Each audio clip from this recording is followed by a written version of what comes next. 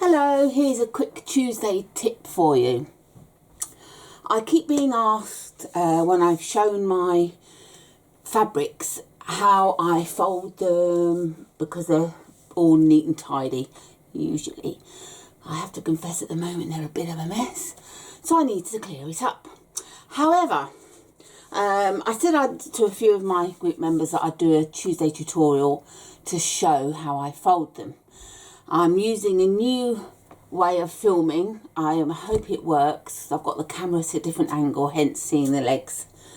But we shall have a go. So I get my fabric. Now what I've done, I've chosen 3 different ones. One I haven't used yet. So this is how it comes. Nice and neat edges.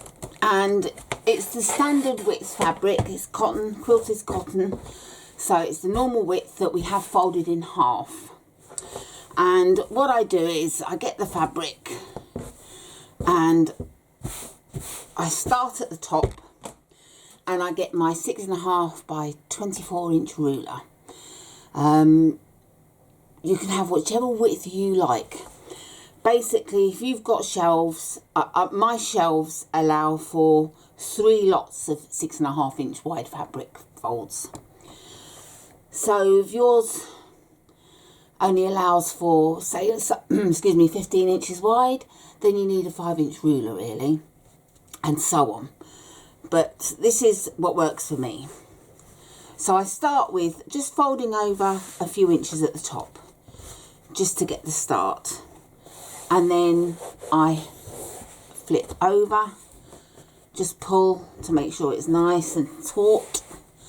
And again, and I keep going until I get to the end, like so.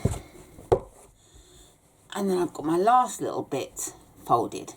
Now, should my last little bit be like that, then what I would do is fold it over like so, rather than trying to get this little bit to sit there. But I don't. I've got a decent amount. I slide my ruler out and then just fold over in half, and voila, nice and neat. So that's what I do for your standard fabric that hasn't been cut. When I've got fabric that I've been cutting and I've got funny bits on the end like this, I fold and fold and fold until I get to this last piece here. And then what I do is I fold the odd bits in so that you've not got straggly bits sitting out on your shelf, and fold over. Now, this is an example of what I mean. This won't sit like that. So I've got this like that, and then I just fold it in half again, just to be neat. And then over. And that, as you can see, it's lovely and neat, no straggly bits, and so on. And then the last thing that we have with the extra wide fabric, 60 inch wide, etc. I still have it folded in half, and I will fold and fold and fold it as usual. And as you can see, I've used some of it, so I've only got the half side, which is no problem.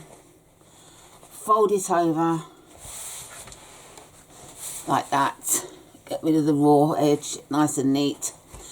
And because it's extra long, if I just fold it in half, it's too long for my shelf. My shelf is a nice length of that, it fits beautifully. This will overhang and droop. So what I do is I fold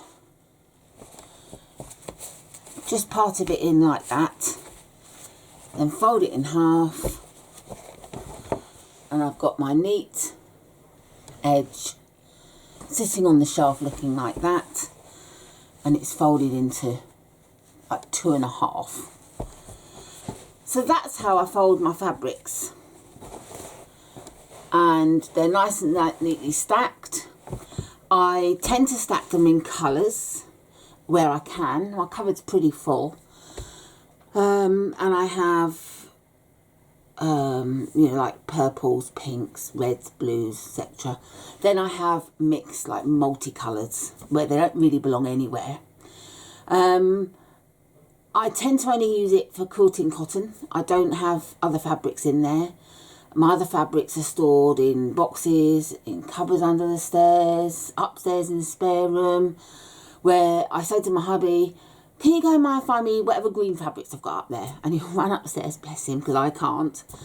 And he'll go and bring me down all the green fabrics there are, and then I'll say, no, I don't like any of them, take them back.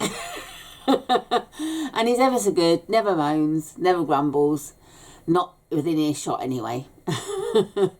So I'm very lucky. But yeah, so I've got fabrics scattered all over the house, but my main go-to fabrics, my favourite fabrics, are next to me in my sewing room, in my cabinet. It used to be a cabinet for my ornaments, and my ornaments got put away in the attic, and it became my fabric ornament cupboard, because it's all glass and it's all on show, and I love it like that. So there you go. So we use what we can. So I hope this little tip has been helpful to you, and I'll see you again another time. Happy stitching.